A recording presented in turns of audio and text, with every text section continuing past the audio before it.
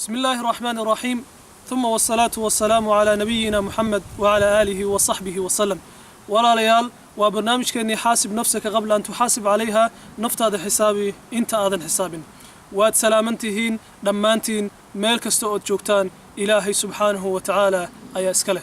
أنت الدبديد وحير دقها يا ماهي ولال الصاير إيج إينا فيرسو هذا الكأن شيء ما همد أنا أقوله ومد أجري صوبنه صلى الله عليه وسلم wuxuu suubanuhu ilaahay naxariisiyo nabadgelyo korkiisa ka yeelay wuxuu leeyahay qofka qalbigiisa uu ku jirin wax yar oo quraanka kamid ah waa sidii guri kharbaan oo kala weeyay Allahu akbar maxaa ku diiday quraanka ilaahay subhanahu wa ta'ala qalbigeena inaynu gashano oo quraanka ilaahay subhanahu wa ta'ala aynu karsano si aynaanu noqon guri kharbaan oo kale marka walaalayaal quraanka ilaahay subhanahu wa ta'ala aynu ku dadaalno qalbigeena ay gelino أولادنا أين برنو والسلام عليكم ورحمة الله وبركاته.